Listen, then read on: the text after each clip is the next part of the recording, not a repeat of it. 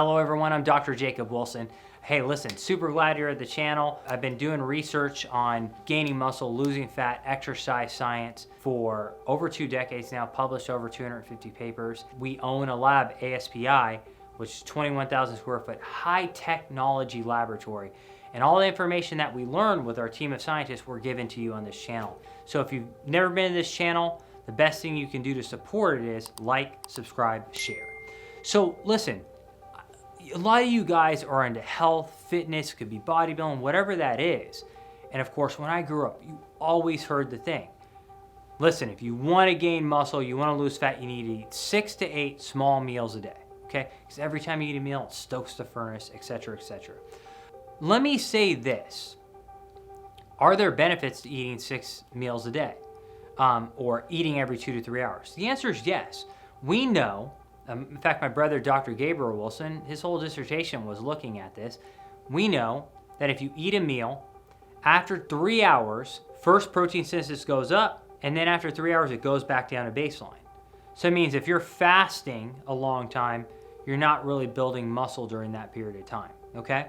So the theory is, if I eat a meal, eat 3 hours late, 2 to 3 hours later, I stimulate protein synthesis again, and if I keep doing it throughout the day, I'll maximize muscle growth.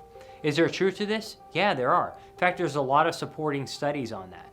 There's a lot of supporting studies that say if I distribute protein throughout a day to more frequent servings, so long as that protein serving is over 20 grams, it helps me gain muscle. Now, here's the thing though you have to understand, okay? Intermittent fasting restricts that window, so obviously you can't eat as frequently. So it seems to contradict that. Well, maybe they can go hand in hand. Let me tell you why. And it's a cycling approach. When you talk about exercise, what do? Do you do the same thing every day? Do you lift heavy? Are there benefits to lifting in a 5 to 6 repetition range? Yes. Are there benefits to lifting in an 8 to 12 repetition range? Yes. Are there benefits to lifting in a 12 to 20 repetition range? Yes. But do you do the same workout every time you train? No. Okay? I can provide support for each of those scenarios. It's the same with intermittent fasting, and it's the same with high meal frequency, okay?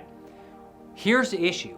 When I don't fast as long, my cells don't have a chance to go through something called autophagy.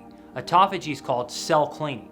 When I clean a cell out, it improves the cell's function, makes it have lower inflammation, and lower inflammation makes the cell have more insulin sensitivity. The more insulin sensitive I am, the greater protein synthesis I get after I eat protein.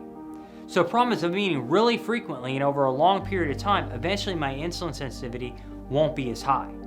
So what I recommend is, when you go through a muscle phase, a muscle gain phase, try the 6 meal a day approach. Then when you go to the cut phase, do the intermittent fasting and cycle between the two. So what I recommend is maybe 4 to 8 weeks, 6 meals, then go 4 to 8 weeks of intermittent fasting. Now, no matter what you do, you should always cycle. That means that if you're in a muscle phase, I would recommend doing the 6 meals a day, 5 days a week, 2 days a week intermittent fast. If you're on the fat loss phase, switch to order. 5 days a week intermittent fast, 2 days a week high meal frequency, okay? So that's my tip for you guys. I think studies will bear that out. It's gonna keep you insulin sensitive and lean and living that much longer. Thank you so much. Hey guys, I'll see you next time.